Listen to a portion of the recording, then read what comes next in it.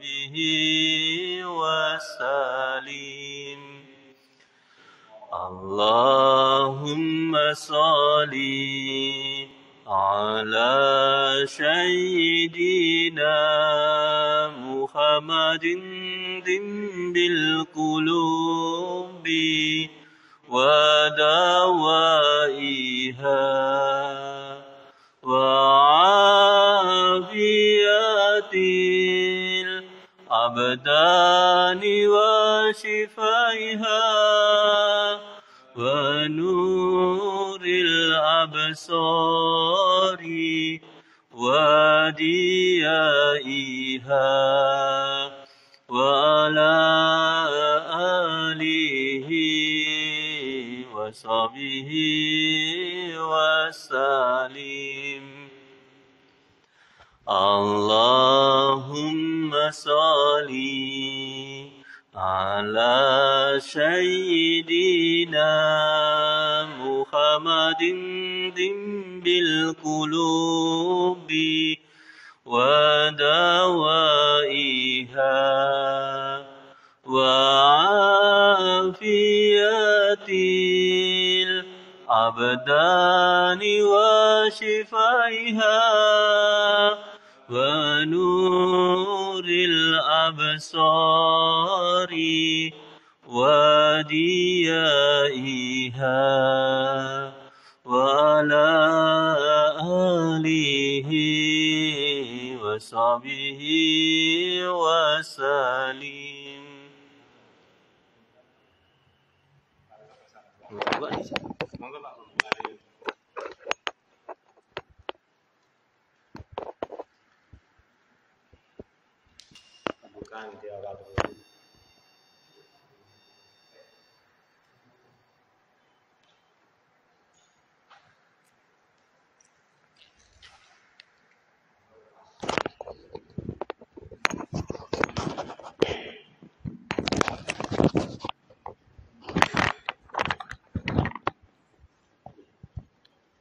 Bismillahirrahmanirrahim. Alhamdulillahirabbil alamin. Allahumma sholli wa sallim ala sayyidina Muhammad wa ala alihi wasallim. Allahumma sholli ala Muhammad wa ala ali sayyidina Muhammad. Ya Rabbi sholli alaihi wasallim. Shallallahu ala Muhammad sallallahu alaihi wasallim. Alhamdulillah, pada hari ini kita masih diberi kesempatan untuk berkumpul pada suasana yang alhamdulillah berkah, mudah-mudahan.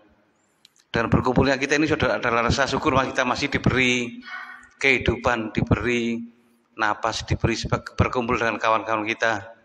Semoga kita dalam hati di bulan Rajab ini memperbanyak istighfar, kemudian mendoakan kawan-kawan kita, karena salah satu kabulnya doa itu adalah mendoakan orang lain tanpa diketahui orang tersebut ya. Diketahui pun nggak apa-apa ya, ibadah. Tapi lebih ampuh loh ya. Lebih makbul jika kita mendoakan tanpa dia ketahui. Bukan berarti kita tak dungan no api, jangan, tetap mulut kita mendoakan. Tapi secara rahasia kita juga ikut mendoakan kawan-kawan kita. Dalam pengajian ini mari kita niatkan kembali semata-mata karena Allah Subhanahu wa taala saja, dengan maksud dan tujuan setelah karena Allah kita minta ke Allah dimudahkan seluruh urusan kita, dihindarkan dari segala bencana, bala, dimudahkan segalanya, misalkan rezeki, kehidupan berkeluarga dan sebagainya.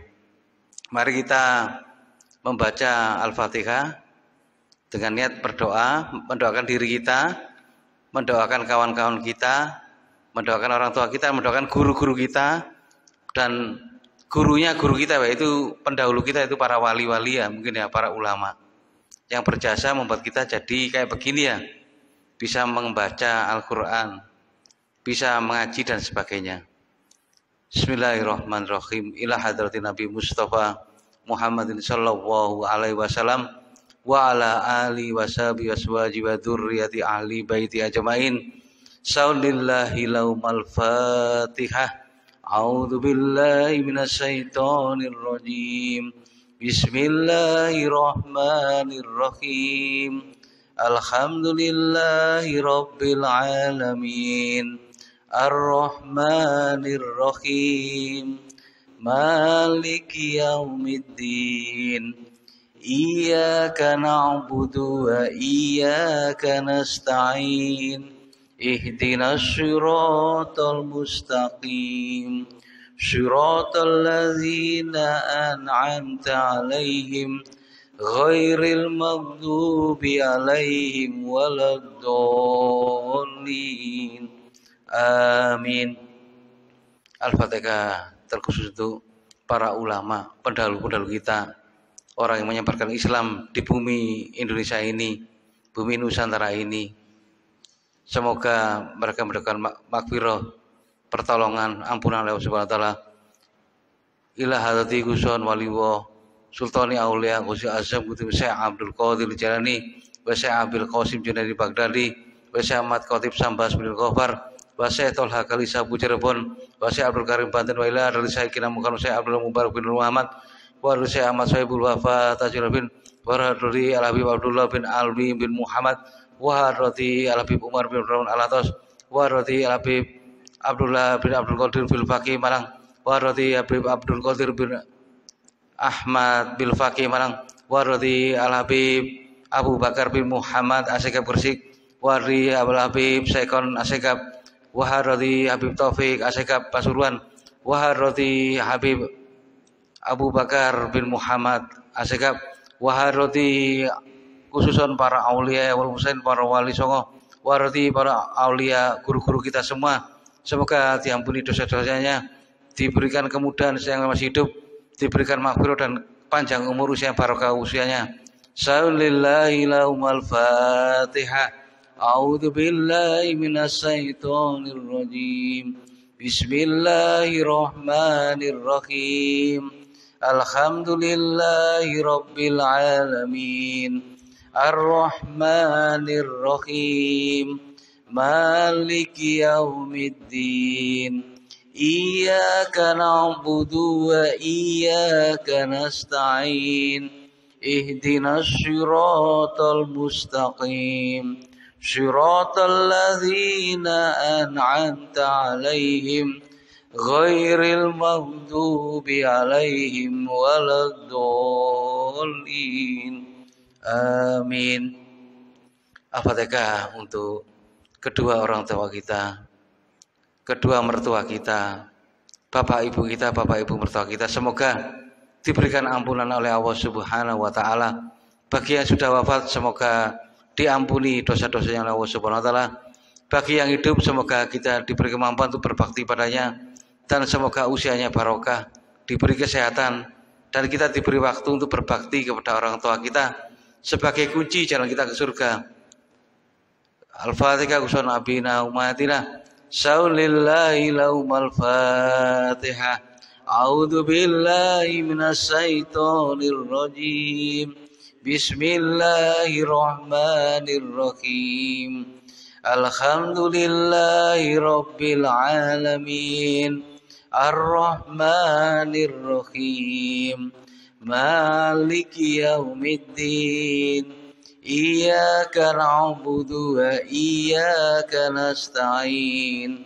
Ihdinas siratal mustaqim. Siratal ladzina an'amta 'alaihim ghairil maghdubi 'alaihim waladdallin. Amin. Al-Fatihah terkhusus untuk anak istri kita, anak-anak kita, saudara kita muslimin muslimat, mukminin mukminat yang hidup dan sudah meninggal dunia. Untuk saudara-saudara kita di KPP Pratama Bojonegoro dari semua lapisan, semoga diberikan perlindungan oleh Allah Subhanahu wa taala, diberikan keselamatan oleh Allah Subhanahu wa taala, dimudahkan rezekinya dan diangkat segala masalahnya oleh Allah Subhanahu wa taala, diberikan hidayah pertolongan oleh Allah Subhanahu wa taala. Saulillahi laumal Fatihah. A'udzu billahi minasy syaithanir rajim. Bismillahirrahmanirrahim. Alhamdulillahi rabbil alamin. Ar-Rahmanir Rahim Maliki Yaumiddin Iyyaka na'budu wa iyyaka nasta'in Ihdinas siratal mustaqim Siratal ladzina an'amta 'alaihim ghairil maghdubi 'alaihim waladdallin. Amin.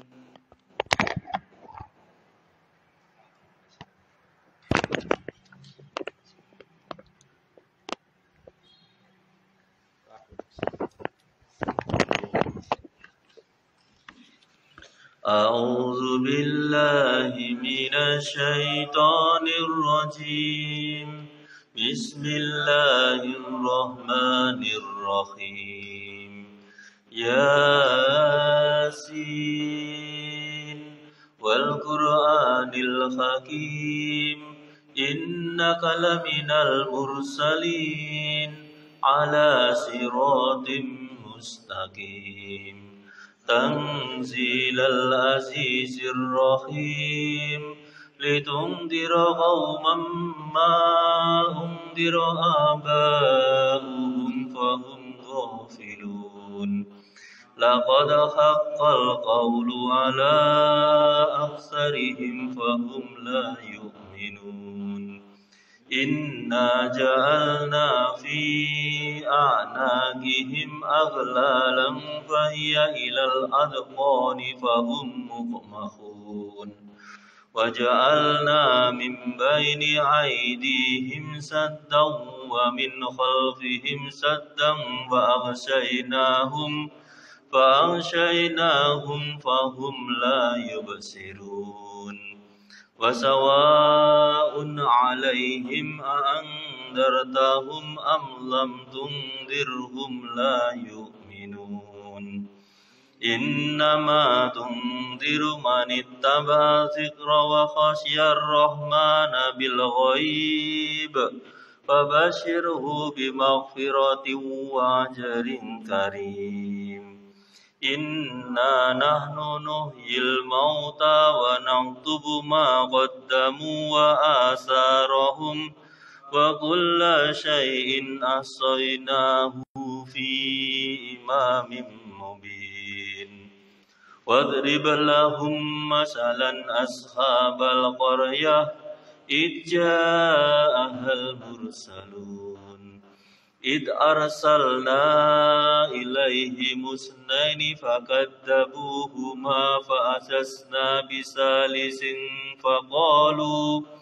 فقالوا إنا إليكم مرسلون قالوا ما أنتم إلا بشر مثلنا وما أنزل الرحمن من شيء إن أنتم إلا تكذبون قالوا ربنا يعلم إنا إليكم لمرسلون وما علينا إلا البلاغ المبين قالوا إنا تطيرنا بكم لئن لم تنتهوا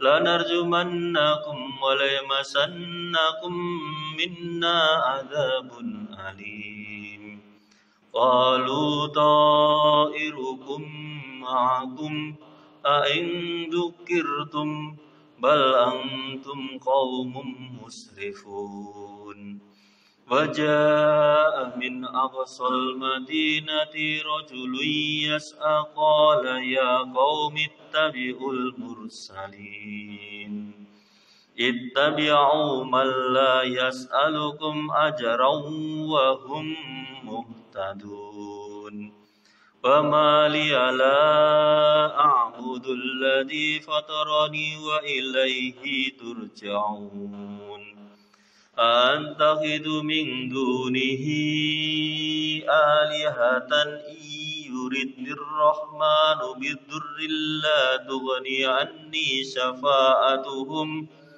عني شفاعتهم شيئا ولا ينقذون إني إذا لفي ضلال مبين إني آمنت بربكم فاسمعون قيل ادخل الجنة قال يا ليت قومي يعلمون بما غفر لي ربي وجعلني من المكرمين وما أنزلنا على قومه من بعده من جند من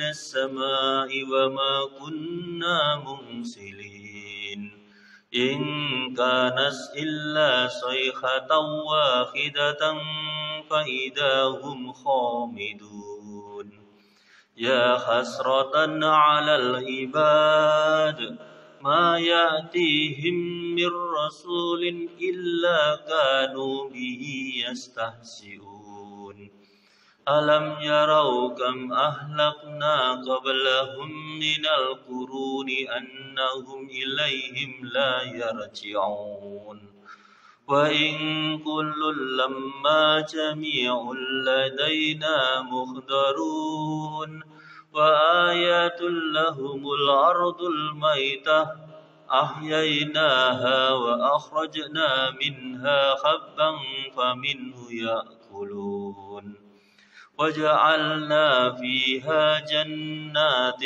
من نخيل وأعناب وفجرنا فيها من العيون ليأكلوا من ثمره وما عملته أيديهم أفلا يشكرون سبحان الذي خلق الأزواج كلها مما تنبت الأرض ومن أنفسهم ومما لا يعلمون وآيات لهم الليل نسلخ منه النهار فإذا هم مظلمون والشمس تجري لمستقر لها ذلك تقدير العزيز العليم والقمر قدرناه منازل حتى عاد كالأرجون القديم لا الشمس ينبغي لها أن تدرك القمر ولا الليل سابق النهار وكل في فلك يسبحون وآيات لهم أنا حملنا ذريتهم في الفلك المشحون وخلقنا لهم من مثله ما يركبون وإن نشأ نغرقهم فلا صريخ لهم ولا هم ينقذون إلا رحمة منا ومتاعا إلى حين وإذا قيل لهم اتقوا ما بين أيديكم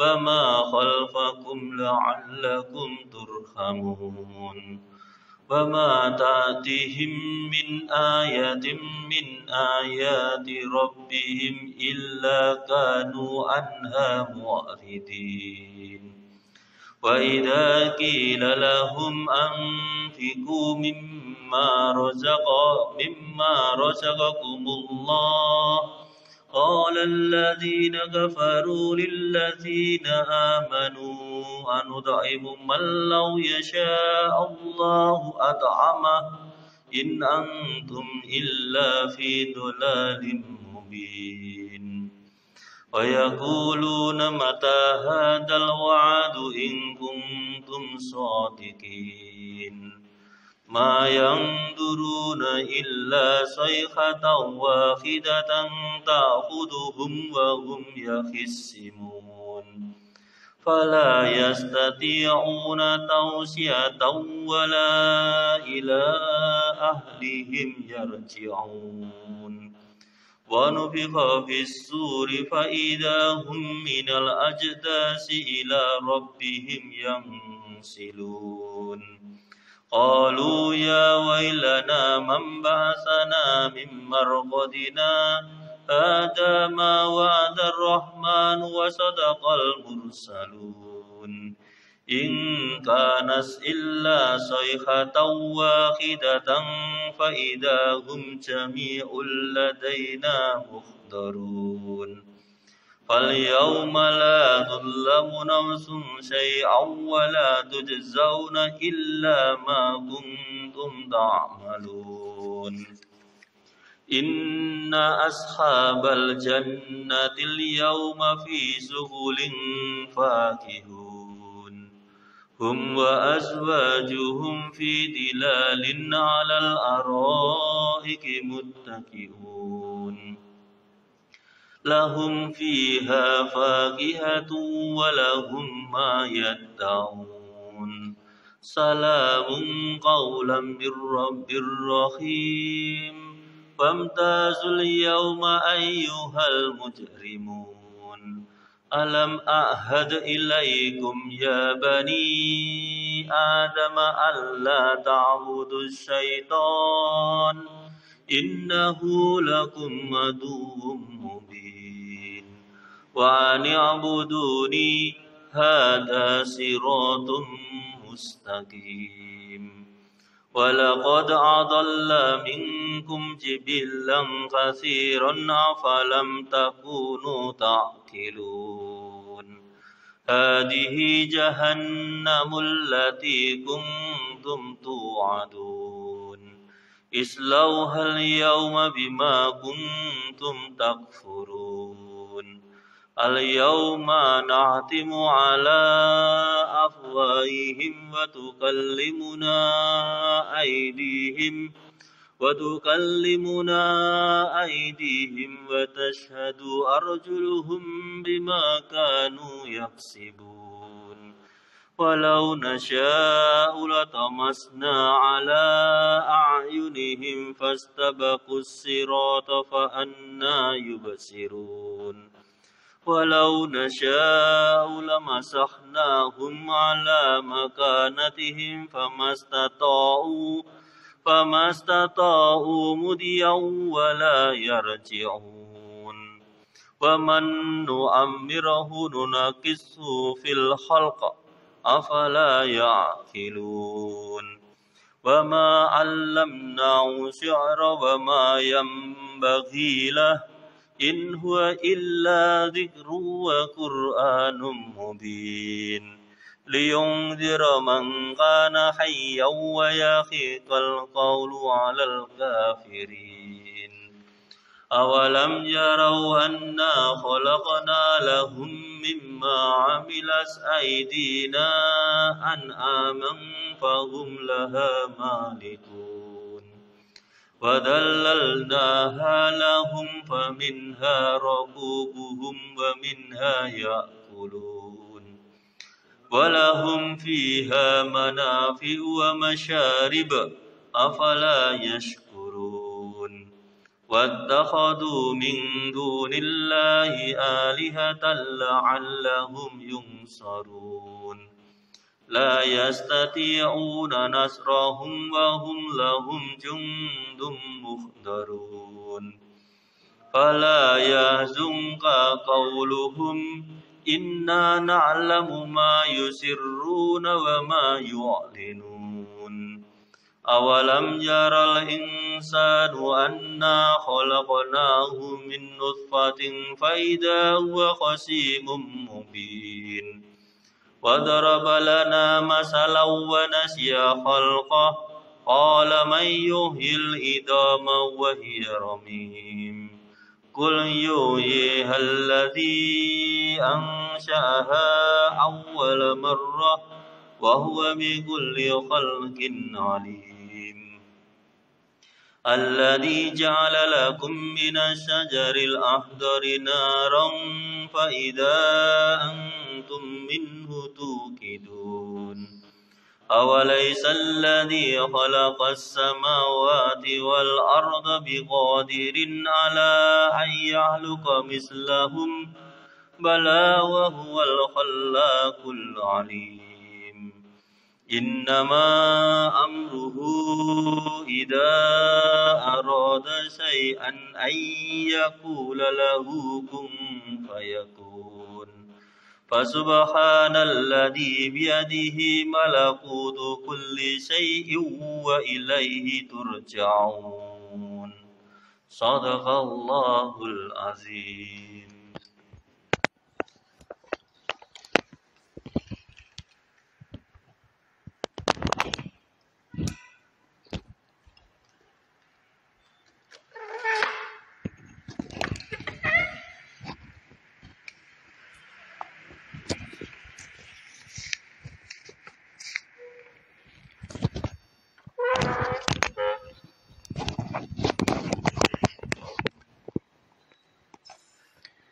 Bismillahirrahmanirrahim. Nas'alullah subhanahu wa ta'ala biniyatil fatihah ala mana wal habib Abdullah bin Alawi al-Hadad wa bijahihi wa barakatihi wa asrarihi wa amwarihi wa ulumihi wa hurmatihi wa karamatihi anna Allah yaj'al niyatina fi niyatihi ala mana wal habib Abdullah bin Alawi al-Hadad nawainahu ala kulli niyatin salihah jami'ah wa ila hadratin nabiyyi Muhammadin sallallahu alaihi wasallam. Al-Fatihah. A'udzu billahi minasy syaithanir rajim. Bismillahirrahmanirrahim.